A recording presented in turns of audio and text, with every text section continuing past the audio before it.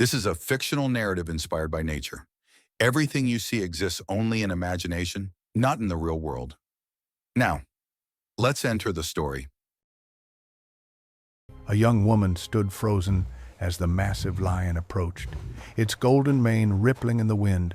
But instead of attacking, the creature lowered its head and released a trembling breath, as if recognizing something buried deep inside its memory. The crowd watching from afar panicked, yet she couldn't move. A thin scar across the lion's face caught the light, and her chest tightened. She had seen that mark before, years ago, on a dying cub she once carried in her arms. In that moment, I felt a chill run through me, realizing some bonds never fade. She grew up in a place where survival was a daily negotiation, not a guarantee. The village sat on the edge of the savannah, where the land was dry, the winds unforgiving, and opportunities scattered thin like dust. Her home was a small wooden shack with a rusted tin roof that rattled through every storm. Inside lived only two people, a frail mother who battled illness each day, and the young girl who carried more weight on her shoulders than any child should. Most mornings began before sunrise. She would slip quietly out the door, careful not to wake her mother, and walk miles across uneven ground to gather firewood or search for wild fruits. She sold whatever she found for just enough coins to buy medicine or a handful of food.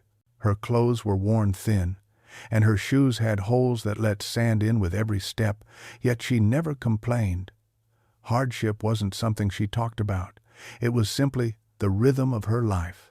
Even in poverty, she had one rare gift, a gentle heart that seemed drawn to every wounded thing. Stray dogs followed her. Injured birds rested in her palms. It wasn't unusual for neighbors to see her kneeling in the dirt, whispering comfort to a trembling animal as if her voice alone could ease its pain. That tenderness, however, came with a quiet ache. She longed to protect more than she possibly could. Some evenings, when her mother's breathing grew shallow, she would sit by the bedside and listen to stories about strength and kindness. Her mother always said that compassion was a form of courage, something the world often overlooked. Those words stayed with her, sinking into a heart already heavy with responsibility. As the illness worsened, she felt the fear of losing the only person she had left, a fear that kept her awake long into the night. One afternoon, after a long walk under a scorching sun, she returned home with barely enough earnings for medicine. She felt exhausted, her legs trembling as she pushed open the creaking door. Seeing her mother's pale face made something inside her fracture. She sank to the floor beside the bed, struggling to steady her breath. It was in moments like that she realized how brutally fragile life could be. For a child forced to grow up too quickly, the weight of helplessness cut the deepest. Watching her sit there, shoulders shaking as she tried to stay strong, I felt a knot tighten in my chest. Sometimes the smallest lives carry the heaviest battles. She learned to hide her fears behind a quiet determination. While other children played near the riverbank, she walked the savannah, collecting anything of value. While others laughed at night, she boiled water for medicine and prayed her mother would live another day. The world didn't give her choices. It gave her challenges, and she rose to meet them with a resilience she never recognized in herself. Every once in a while, she would pause and look out across the open plains, stretching endlessly before her. The wind swept through the tall grass, humming a lonely tune that echoed her own longing. She dreamed of a life where her mother was healthy, where she didn't have to worry about empty cupboards or unpaid medicine. But dreams were luxuries she rarely allowed herself. Reality demanded too much. Still, despite everything, there was a spark inside her that hardship couldn't extinguish. She carried kindness the way others carried weapons. To her, compassion wasn't weakness, it was survival. And though she didn't know it yet, That same compassion would soon lead her to a moment that would change not only her life, but the life of a creature fighting for its own fragile breath. As I think about her quiet strength, I can't help but feel that some of the bravest hearts are found in the smallest, most forgotten corners of the world. The sun was sinking behind the savannah when she finished her long walk home that day. The sky burned orange and red, casting long shadows across the dry grass. She was exhausted and hungry, her hands scraped from gathering firewood. All she wanted was to reach home before darkness settled. But as she followed a narrow animal path, a faint, broken sound caught her attention. It was soft, almost a whimper, something she would have missed if the wind had been louder. She stopped, heart beating a little faster. Curiosity tugged at her. She stepped off the path, pushing through tall grass until she reached a patch of dirt near an old fallen tree. That was when she saw it. A tiny lion cub, no more than 2 or 3 months old, lying limp against the cracked earth. Its fur, a pale golden tan, was matted with dust and dried blood. Its small ribs rose and fell in shallow, uneven breaths. One leg twisted awkwardly beneath its body, and a gash along its side glistened dark red in the fading light. The cub was barely conscious, its eyes half closed, coated with pain and surrender. She froze, stunned. Lions, even young ones, were dangerous. She had seen what their mothers were capable of when threatened, but there was no adult lion in sight. The landscape around her lay silent and empty. No growls, no movement, no scent of danger. Just one fragile life slipping closer to its final moments. The cub tried to lift its head, but its body trembled violently and collapsed again. A weak, pitiful sound escaped its throat. At that moment, something inside her shattered. This wasn't the fierce predator everyone feared. This was a child of the wild, broken and alone, abandoned or lost, fighting a battle it knew it couldn't win. Watching its tiny body struggle for air, I felt a tightness rise in my own chest. Sometimes, the smallest suffering hits harder than anything else. Her first instinct was fear. Her second instinct was compassion, stronger and sharper. She knelt down slowly, careful not to startle it. The cub's eyelids fluttered, and its gaze met hers for half a second. There was no threat in that look, only confusion and exhaustion. She hesitated, thinking of her mother waiting at home, the risks, the warnings about injured wildlife. But then she thought of all the helpless creatures she had tried to save before, and of how this cub, so tiny and broken, had no chance without her. She reached out with trembling fingers and touched the fur along its back. It was cold, far too cold, a sign it was close to giving up. Panic flickered through her. She knew she couldn't leave it here. Even if she walked away, even if she tried to forget, she would remember the sound it made until the end of her life. That thought alone made the decision for her. She slid her arms beneath its injured body, lifting it gently. The cub whimpered weakly, but didn't resist. Its head rested against her chest, as if instinctively seeking warmth. She felt its heartbeat, thin, faint, fluttering like a fragile thread about to snap. She held it tighter, as if her embrace alone could anchor it to life. For a moment she simply stood there, holding a creature that could grow into something powerful, something feared, yet in this moment was as defenseless as a newborn. The weight of responsibility settled on her, heavier than anything she had carried before. But she didn't falter.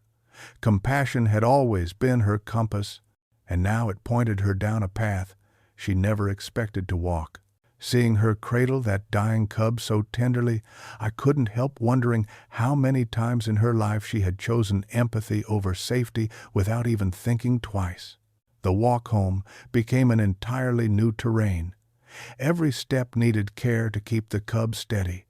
The sun dipped below the horizon, and darkness crept in, but she pressed forward. The cub's breathing grew weaker, its body slumping further in her arms. She whispered soft words, hoping the sound of a gentle voice might ease its fear. The savannah around her buzzed with nighttime life, yet she felt strangely detached from it, as if the world had narrowed into just two beating hearts, hers and the cub's. Halfway home, she paused beneath an acacia tree, shifting the cub's weight. She realized how drastically her life had just changed. One moment, she was a girl, fighting to survive her own struggles.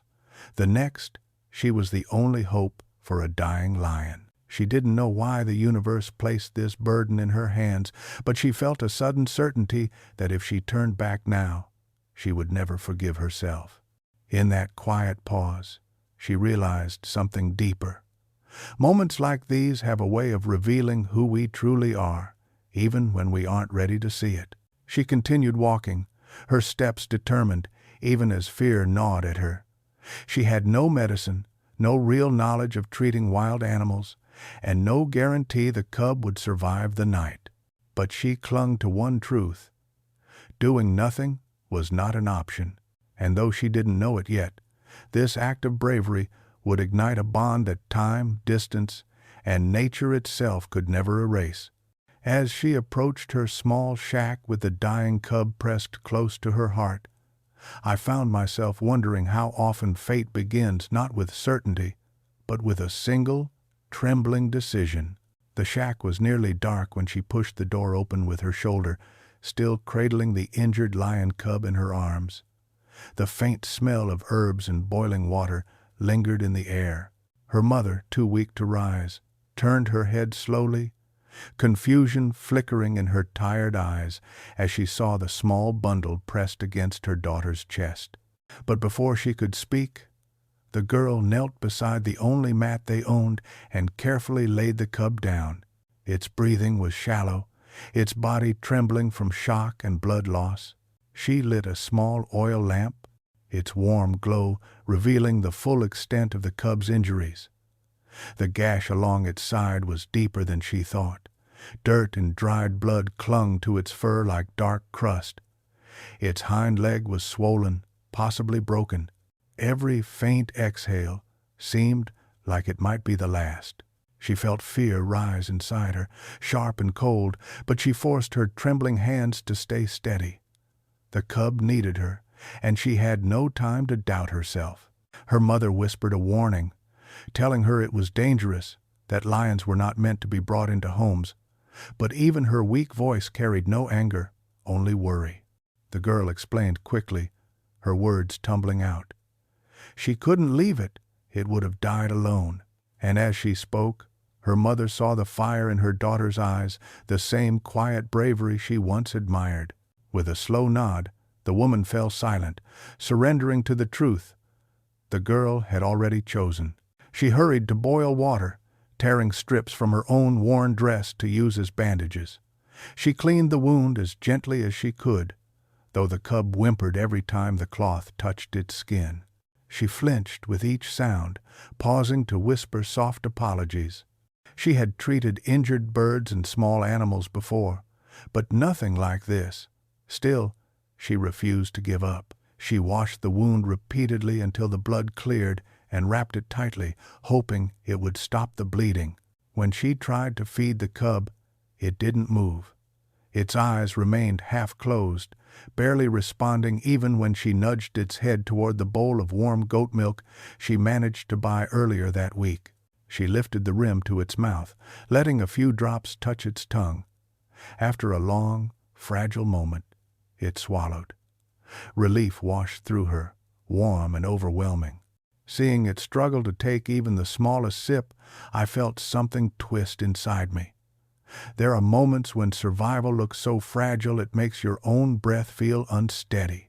The hours passed slowly. She sat beside the cub, refusing to sleep. Her mother drifted in and out of consciousness while she kept vigil, eyes fixed on the tiny rise and fall of the cub's chest.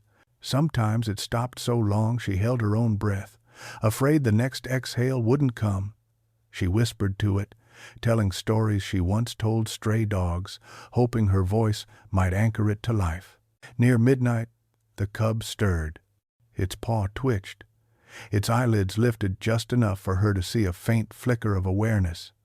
It wasn't strong, but it was life, unmistakably life. She leaned closer, whispering encouragement the way someone might speak to a frightened child. The cub blinked once, then slowly rested its head against her wrist. That tiny gesture, barely more than a breath, felt like a promise. A fragile thread tying the two of them together. She continued tending to it day after day. The cub slept most hours, waking only to drink small sips of milk or reposition its head.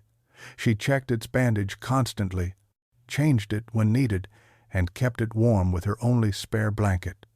When her mother's fever worsened, she balanced caring for both without complaint, though exhaustion weighed heavily on her. There were nights she fell asleep sitting upright, her hand resting on the cub's side as if afraid it might vanish if she let go.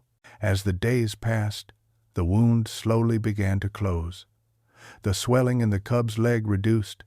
Its breathing deepened, no longer so thin and fragile. A week later, it lifted its head fully for the first time, blinking at its surroundings as if piecing together the memory of how it got there. The girl let out a breath she didn't realize she'd been holding, feeling a warmth spread through her chest. Witnessing that small spark of strength returning to it, I found myself wondering how often hope grows quietly, long before we recognize it. The cub soon began to follow her movements with its eyes. When she touched its fur, it leaned subtly toward her hand. It trusted her in a way wild animals rarely trusted humans. She felt a strange mixture of pride and fear. Pride that it saw her as safety, and fear that she was becoming attached to something she could not keep. One morning, as she prepared water to clean its wound, the cub attempted to stand. Its legs shook beneath it, barely supporting its weight. It managed halfway before collapsing back into her lap. But instead of despair, she felt excitement. She stroked its head softly, whispering praise. The cub nuzzled her hand weakly, as if acknowledging her voice. She knew the road to recovery was still long. The cub wasn't strong enough to hunt, nor could she keep feeding it forever. Sooner or later, she would have to face the truth that scared her more than anything else. She might have to let go. That thought lingered in the air in a way she couldn't ignore, pressing into her chest with quiet heaviness.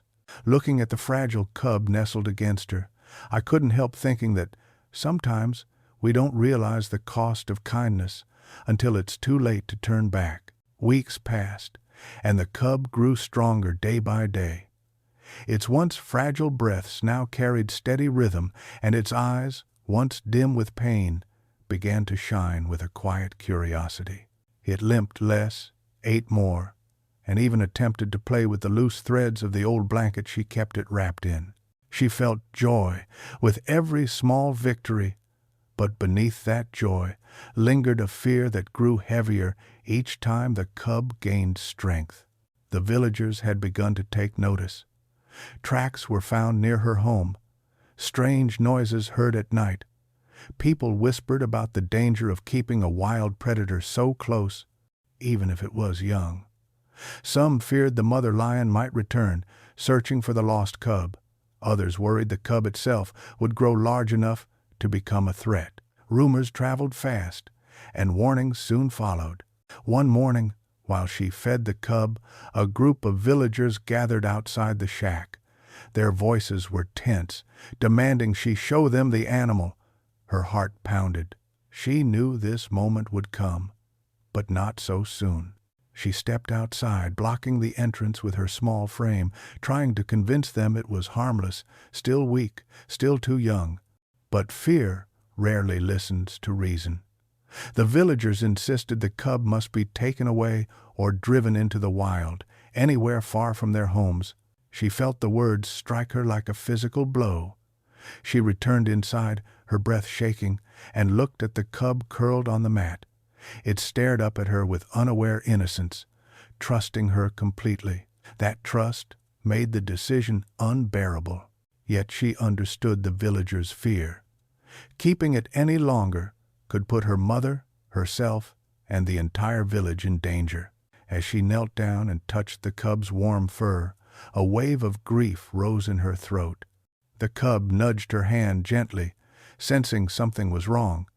She tried to smile, but tears blurred her vision. She had carried it when it was dying, fed it with trembling hands, stayed awake through the nights, praying it would survive. And now that it had, she was being asked to lose it. Watching her struggle to keep her hand steady as she touched the cub, I felt an ache ripple through me. Goodbyes hurt the most when they follow miracles. She wrapped the cub in the blanket and held it close one last time before leaving the house. Her mother watched with quiet sorrow, knowing there was nothing she could say to ease the pain. The girl stepped onto the dirt path, each footstep feeling heavier than the last. The savannah stretched before her, wide and golden, yet she felt as though she were walking into a storm. When they reached the edge of the tall grass, she placed the cub gently on the ground. It wobbled slightly but remained standing, its eyes locked onto hers with a confused longing. She tried to urge it forward, whispering for it to return to the wild where it belonged. But the cub limped back to her, pressing its head into her leg. She broke down, kneeling beside it, tears falling freely.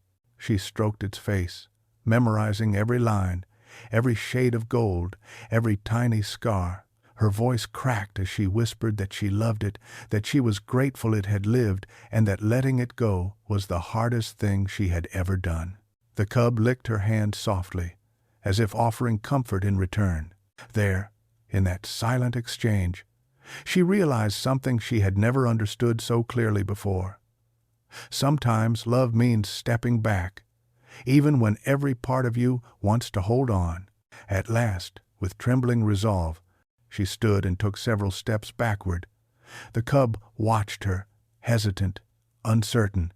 She whispered once more for it to be brave. Slowly, reluctantly, it turned toward the savannah. It walked a few paces, then looked back, eyes lingering on her one last time. Then it disappeared into the tall grass, swallowed by the wild that had once nearly taken its life. She remained there long after it was gone, staring at the rustling horizon as if waiting for a miracle to undo the moment. Her heart felt hollow, as though a piece of her had walked away with the small creature she had saved.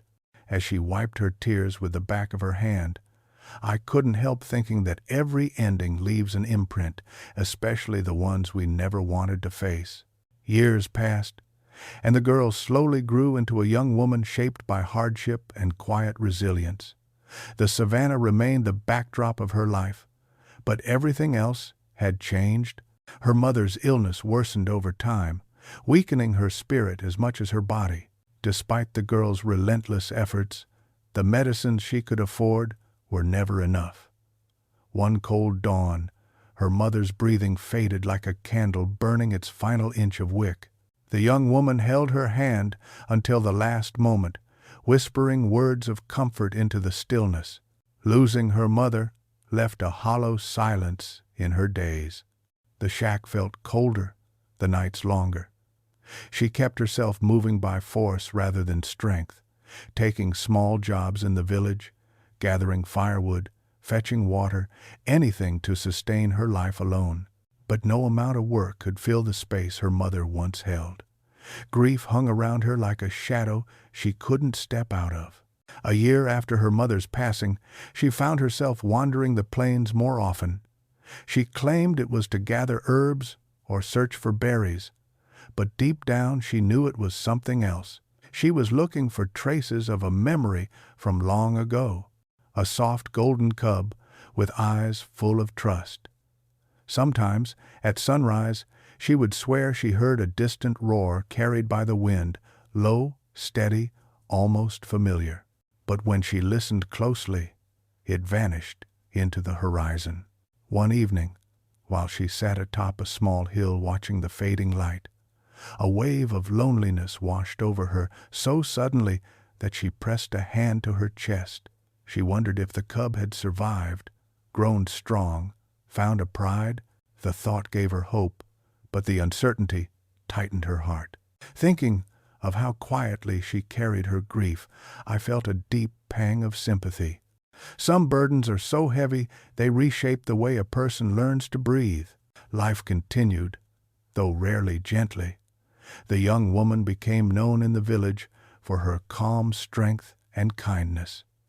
When a neighbor's goat went missing, she helped search until dusk. When children scraped their knees, she cleaned the cuts with practiced tenderness. She never turned away from a creature in distress, human or animal. Still, there were whispers. Some villagers never forgot the lion cub she once kept. They said she tempted fate, that her compassion for wild things would someday return to haunt her. She ignored their words outwardly, but they lingered like a faint bruise under the skin. She didn't regret saving the cub. She regretted that others viewed kindness as a flaw. One afternoon, while gathering firewood near the edge of the savannah, she noticed a set of large tracks pressed into the soil. They were fresh, too fresh to ignore. Her breath caught.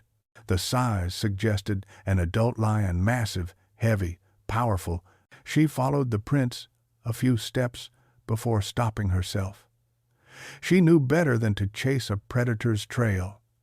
Still, a tremor of something unspoken rippled through her. The cub she once saved would be fully grown by now, strong enough to roam widely, strong enough to return. That possibility, faint as it was, stirred something deep in her, something close to longing.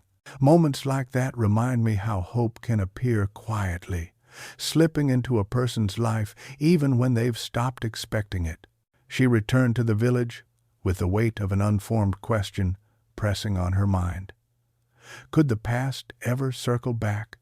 Could something lost ever truly stay gone? She didn't know. But as she lay that night on her narrow mat, staring at the dim glow of the oil lamp, she felt a strange certainty settle inside her. The story between her and the lion cub wasn't over. Not yet. And as she drifted into sleep, I found myself wondering what invisible thread still connected them across the vast wild plains. The first signs appeared quietly, almost too quietly to matter. A few goats disappeared from the far edge of the village. Not violently, no blood, no torn fences, just gone, as if lifted from the earth. Then came the strange roaring at dawn, low and resonant, rolling across the plains like a distant storm. Hunters claimed they saw a large shadow moving through the tall grass at night, larger than any lion they had encountered before. The villagers grew uneasy, speaking in hushed tones, warning their children not to wander far. One morning, a group of men returned to the village pale-faced after checking the grazing fields. They reported enormous paw prints pressed into the soil, prints too deep and wide to belong to an ordinary lion. Something powerful was roaming the borders of the savannah, something bold enough to draw near human settlements. Panic spread quickly. The village elders ordered everyone to stay cautious and began discussing traps and weapons. When the young woman heard these reports, a chill rushed up her spine. She remembered the tracks she had seen weeks earlier, the feeling that something familiar was stirring in the wild. But the idea was too unreal to hold on to. The lion cub she once saved would surely have found its own path, its own pride. It wouldn't come back here, not after so many years. And yet, a small part of her heart refused to dismiss the possibility. As she listened to the villagers speak of fear and danger, I felt a shift inside me. Sometimes the past approaches before we even understand we're being called back to it. That afternoon, she walked toward the river to collect water. The air felt strangely heavy, the sky muted by thin clouds. As she bent down to fill her container, a rustle came from across the bank. She froze, every sense sharpening. The tall grass parted slightly, as though something large was moving just beyond view. She straightened slowly, gripping the container with white knuckles. Then, silence. She waited, breath caught in her throat. Minutes passed. When nothing more stirred, she forced herself to continue, though her heartbeat didn't settle for a long time. Over the next several days, sightings increased. A silhouette on a ridge at sunset, a roar echoing so close it rattled wooden doors, shadows slipping between trees at night. People no longer dared leave their homes after dusk.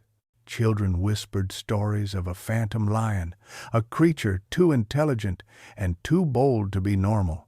For the first time in years, fear seeped into every corner of village life. One evening, just as the sun dipped low, villagers gathered near the center square to decide what must be done. Spears were prepared, traps were discussed. Some insisted the lion must be hunted before it struck. Others urged caution, worrying the creature might retaliate. The young woman stood at the edge of the crowd, her stomach twisted in knots. She knew what lions were capable of, but she also knew something the others didn't. The memory of a tiny cub licking her hand as it faded in and out of life.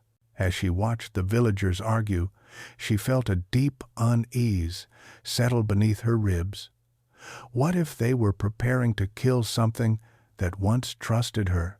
What if the lion walking these plains wasn't a threat, but a survivor searching for something it lost? That thought flickered inside her like a spark catching the edge of dry grass. 2 nights later, the inevitable happened. The village awoke to frantic shouts. A goat pen near the northern edge had been destroyed, wood splintered, the fence torn open with astonishing force. Not a single goat was harmed, but the message was clear. The creature was close, dangerously close. Torches were lit, spears were lifted. The elders prepared a hunting group at dawn. The young woman felt her breath shorten. She stepped away from the crowd, heart pounding painfully. Something wasn't right. The lion hadn't killed, it hadn't attacked. It had simply broken the enclosure and left. It was almost as though it wanted attention, not blood.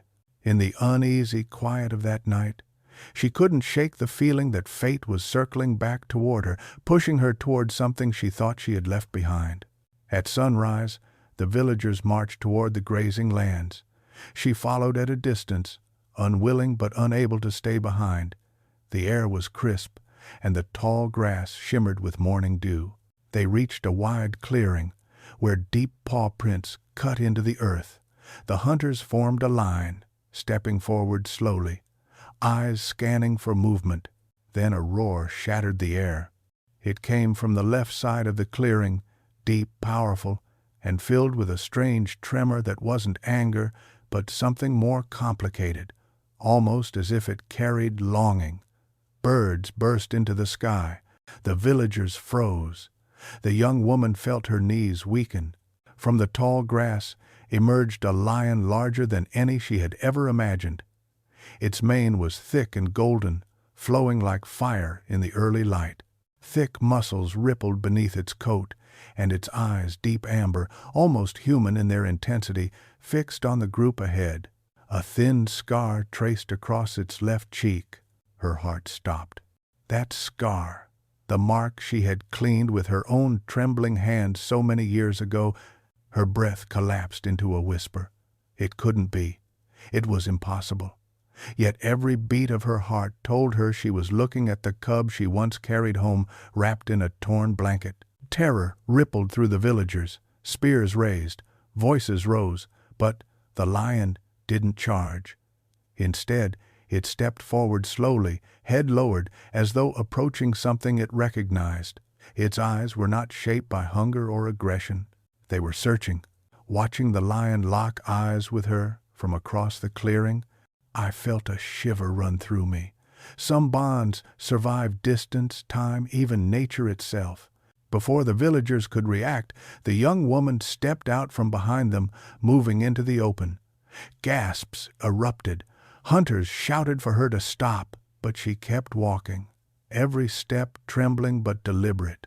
The lion's breath hitched, and it paused, watching her with an intensity that made the world narrow to just the two of them. She stood only a few paces away now. She could see every detail of its face, every fleck of amber in its eyes. The lion lowered its massive head, a gesture so gentle and unexpected that the villagers fell silent. In that breathtaking moment, she realized with absolute certainty that the creature standing before her wasn't a stranger. It was the same fragile life she once saved, now grown into something magnificent and wild. And as she took a slow step closer, I couldn't help wondering how often the past returns, not to haunt us, but to honor the kindness we thought the world had forgotten. The clearing fell into absolute silence as the young woman stood before the massive lion. Every villager watched in paralyzed fear, convinced the creature would strike at any second. The lion slowly lifted its head, its breath warm and heavy in the cool morning air. For a moment, it simply looked at her, as though studying every memory etched into her face. Then, with a deep, trembling sound, it stepped closer and brushed its forehead gently against her shoulder. The crowd gasped. She felt her breath break in her chest. The weight of its touch was immense, yet the gesture was tender, so unmistakably familiar it sent tears to her eyes. The lion, enormous and powerful, was greeting her not as a predator, but as something lost and finally found. Seeing the greatest hunter of the plains lean into her like a child seeking comfort, I felt my heart tighten. Moments like this remind us how deeply creatures remember kindness. The hunters stood frozen, unsure whether to lower their weapons or brace for attack.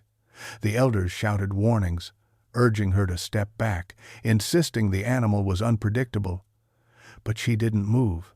Instead, she lifted a trembling hand and rested it against the lion's mane. The creature closed its eyes, exhaling softly, as though her touch brought a peace it hadn't felt in years.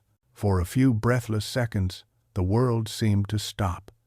She remembered the frail cub lying half dead in the dust, the long nights spent keeping it warm, the way it had looked at her with quiet trust. And now here it was full-grown, magnificent, returning to the only human who had ever saved it.